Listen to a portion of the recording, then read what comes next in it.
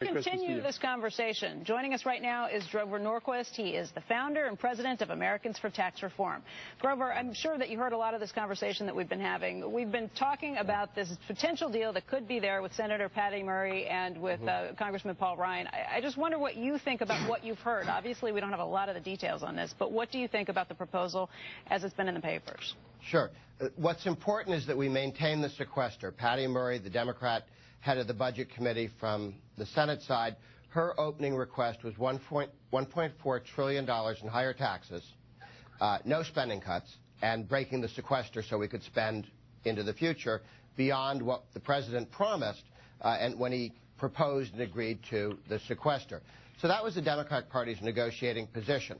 Paul Ryan's position was, first of all, Paul Ryan is the only person in Congress, and the Republicans endorse his position, who's actually written down a budget. You let Steny Horner get away with saying he was for some balanced idea or the president had a budget. Really? Could we see it written down? Is it in legislative form? No, it's not. It's in talking points, and the only numbers are on the page numbers. Sure. It would be nice if the president would actually put some effort into putting together a budget that does all the things Hoyer talked about, or Hoyer could do it.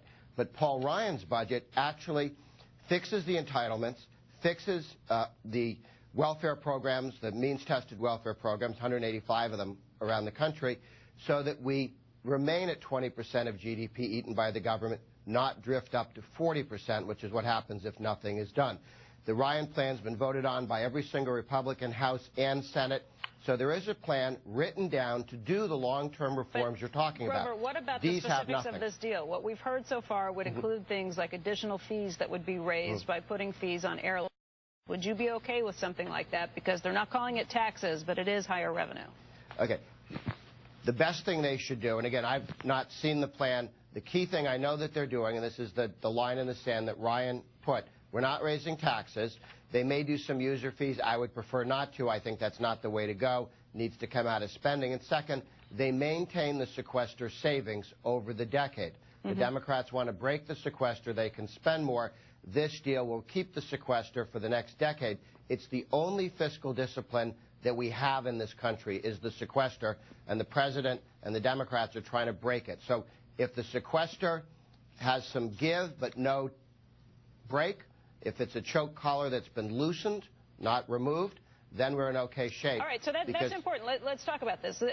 I wasn't sure where you were going to come down on this. The idea of user fees, not something you would prefer, but you are not going to go back to the congressmen who have signed your pledge for no new taxes and say that that's a violation of it. You really have to look at exactly what they're doing, but it's possible that it could be okay. It is certainly not preferable. I would support any effort to replace any user fee revenue with actual spending restraint. But if this is what we've said, if the sequester is not broken, if you're still looking at savings over 10 years, and even if there's some user fees along the way, this is okay. So that it sounds like there is the potential for a deal that you and many of the congressmen who have signed on for you would go along with this. Does it feel to you like this is a deal that might get done, that we might have something in place either before the holidays or before January 15th? Without having seen it, Paul Ryan is the most serious budget guy, maybe the only full-time serious budget guy in Congress. He understands the importance of maintaining the sequester spending restraint, and that's the whole thing that Patty Murray and the president have been trying to break ever since they agreed to it in 2011. They don't like it. It was their idea, but they don't like it. They don't want to live with that spending restraint. If we maintain that spending restraint, it allows us to buy time to keep 10 years of that, and that's $1.2 trillion in reduced spending. That's locked in by law. But essentially, it's locked in as law for the next 2 years is essentially what we're saying. This would be a deal that would get us through the next election cycle, and it would stop putting everything back in Washington. The sequester's for 10, but as you know, with the new Congress, they could always go back and re-talk about some of these points. This is essentially a budget deal to get us through the next 2 years.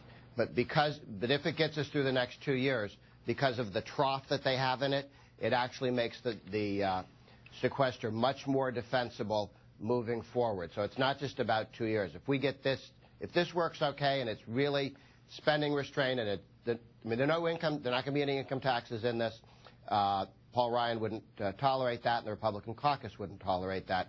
We get through these 2 years, the pressures from there are some Republicans who are in the defense appropriations area who chafe.